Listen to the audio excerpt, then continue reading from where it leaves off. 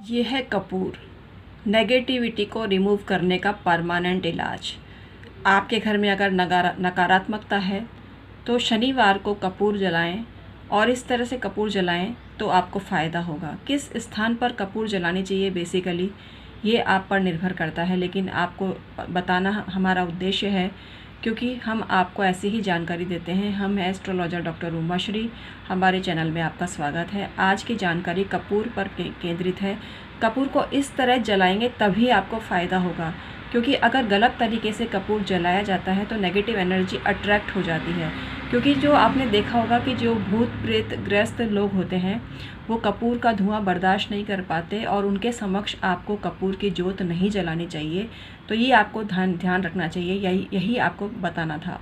अब मैं बात करती हूँ किस जगह आप कपूर जलाएं जिससे आपको फ़ायदा हो। वीडियो में बने रहिए अंत तक। आज बहुत ख़ास जानकारी आपको दी जा रही है, क्योंकि घर है तो सब है। घर है तो सब है का मतलब है घर में शुद्धिपूर्ण वातावरण होना चाहिए, शुद्धतापूर्ण वातावरण होना चाहिए, और वो घर में देती है कपूर। सकारात्मक एनर्जी से भरपूर होती है कपूर अगर आप बर्न करते हैं सही जगह। तो सही जगह का चयन आप कैसे करें आज के वीडियो में हम आपको बता रहे हैं। कपूर मोम की तरह कोमल होती है और मिश्री की भांति सफ़ेद होती है। सुगंध में बहुत तीव्र होती है और सभी जाति धर्म के लोग पूजा पाठ में इसका प्रयोग करते हैं। शुद्ध कपूर आपको सही जगह से लेनी चाहिए, अच्छे ब्रांड से लेनी चाहिए। ये पतंजलि की कपूर है जो हमने मंगाई है, और ये पतंजलि की कपूर बहुत शुद्ध होती है, प्योर होती है, और हमने पहली बार ही मंगाई है एक्चुअली कपूर पतंजलि से। बाकी तो ऑनलाइन मंगाई थी जिसका रिव्यू हम आपको दे चुके थे, और ये हमने स्वतः ही ये रिव्यू कर रहे हैं आपको।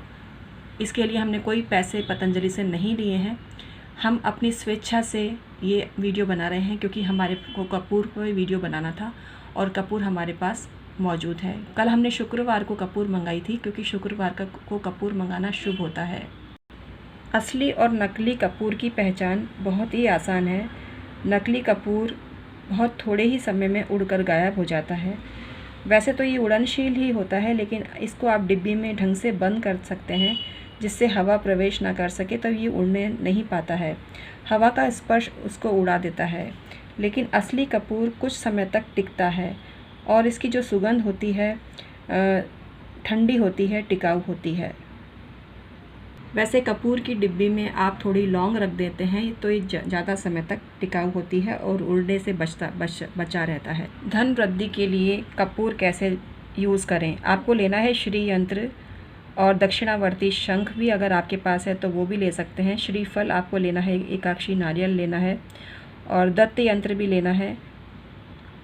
ये अगर आपके पास इनमें से कुछ भी नहीं है तो श्री यंत्र तो आपके पास होगा ही, तो उसको उस यंत्र को कपूर अर्पित करें और इससे इन वस्तुओं की प्रभावशीलता बढ़ जाती है और आपके घर में धन का आगमन होने लगता है। वैसे कपूर सूंघने से मस्तक पीड़ा भी दूर होती है। माथे पे लगाने से या गाय के घी में मिला के लगाने से या तेल में मिला के लगाने से माथे की पीड़ा दूर होती है।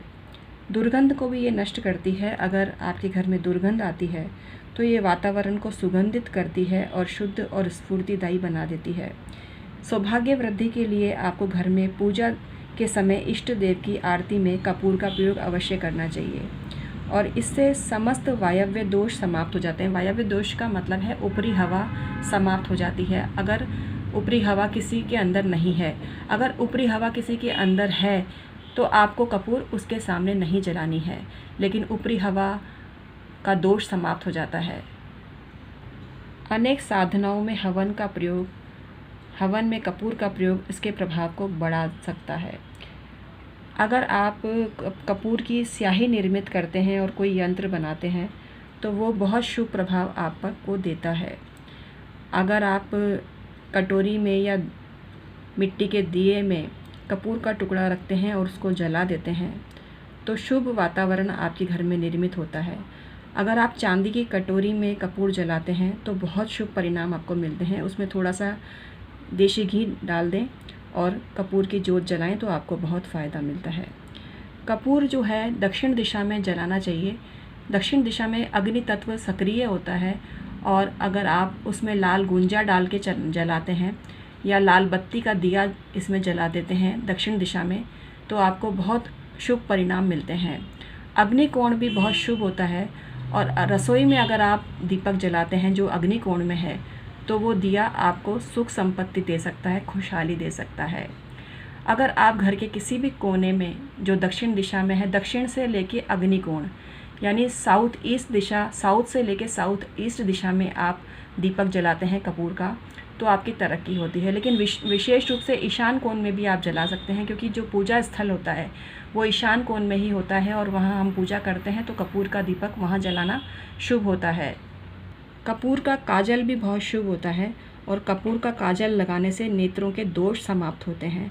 और कपूर कज्जल की विधि शुभ मुहूर्त में ही आपको करनी चाहिए। कपूर काजल बहुत शुभ होता है, रवि पुष्य योग में इसको बनाते हैं, या विजयादशमी जैसे योग में बनाते हैं, दिवाली की रात को आप बनाते हैं कपूर का काजल, तो बहुत शुभ परिणाम आपको मिलते हैं, और आपके घर में साल भर तक माँ लक्ष्मी का वास होता है, और जन्मों जन्मों की गरीबी मिट जाती है।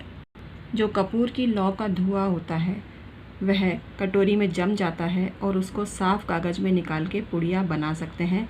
ये पुड़िया से काजल बन जाता है, और जो विभिन्न यंत्रों के लेखन में काम आता है।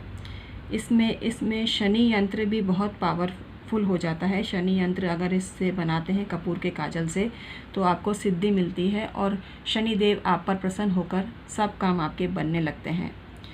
तो यक्षिणी भैरवी की साधना में भी इस काजल का प्रयोग किया जाता है। तो आज हमने आपको बताए कपूर के प्रयोग और टोटके, इनसे आपको लाभ होगा और धन वृद्धि भी आपके घर में होगी। तो हम हैं एस्ट्रोलॉजर डॉक्टर उमाश्री।